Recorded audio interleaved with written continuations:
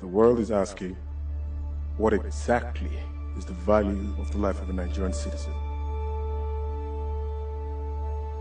Controversies have filled the airwaves and media headlines, debates on who's to blame or who's not. But I tell you, I'm to blame. You are to blame. Every citizen of the Federal Republic of Nigeria is to blame.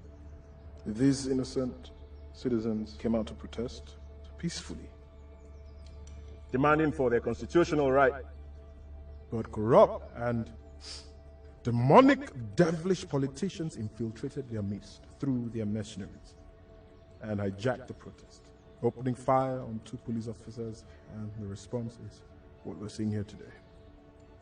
These bodies lie here lifeless today because we know who these corrupt politicians are, yet we allow them gallivant freely amongst us with reckless impunity, reckless abandon.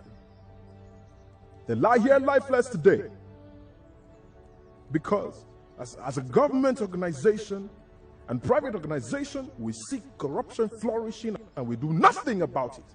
They lie here lifeless today because of every Nigerian citizen that gather in groups, indoors and outdoors, and argue about the state of the nation, about the corruption in this country, but do nothing about it. They don't even have the BVCs to vote these corrupt politicians out. They lie here lifeless today because of every mosque and every church that gathers their members in thousands and hundreds, week in and week out, and don't even mobilize these people to vote these corrupt politicians out. Use your PVCs. Use your PVCs after you pray, because I tell you, you can pray from now till thy kingdom come, but without works, your prayers are dead. Our brothers and sisters feed on wild plants and drink of their own urine so they can quench their thirst from the scorching sun of the Sahara while they cross in search of greener pasture. And above that same Sahara, 35,000 feet above, we have these men sitting in their luxurious jets, sipping on expensive wine and corseted in their first-class seats, while they loot away our national treasure into banks in the United Kingdom.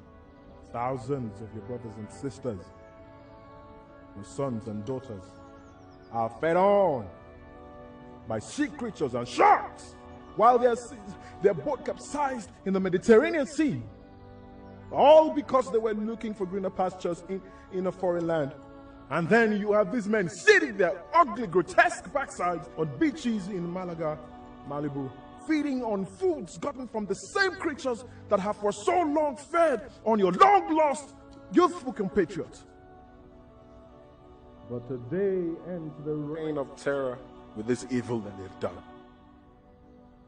Because we're joined by 200 million Nigerians home and abroad, and with one voice we say that thus far and no more. These bodies lying here today, they're crying out for vengeance. But not only for themselves. They cry out for vengeance for those who have lost their lives in accidents on our horrible roads that have been commissioned to be fixed, but these men embezzle every single penny that have been put aside for these roads.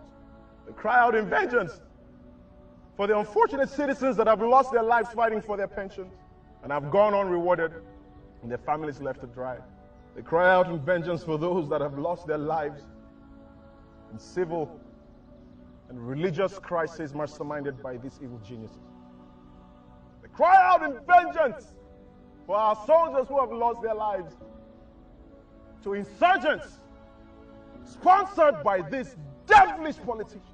They cry out in vengeance for our failed justice system that has seen thousands of men and women in prison for crimes they know nothing about.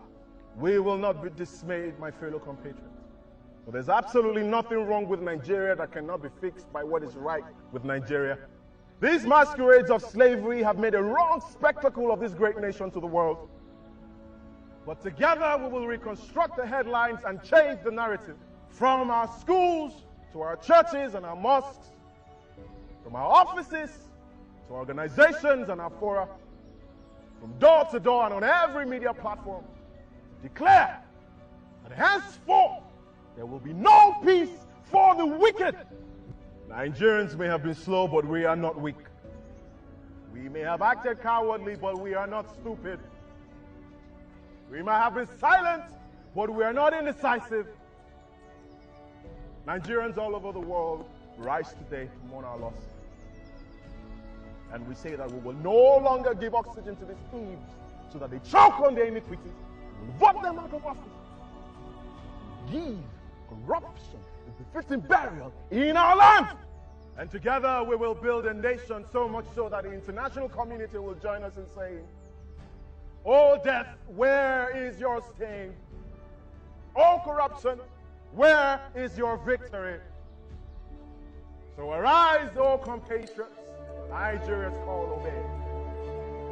Serve our fatherland with love and strength and faith. The labor of our heroes past shall never be in vain. To serve with heart and might, one nation bound in freedom, peace and unity.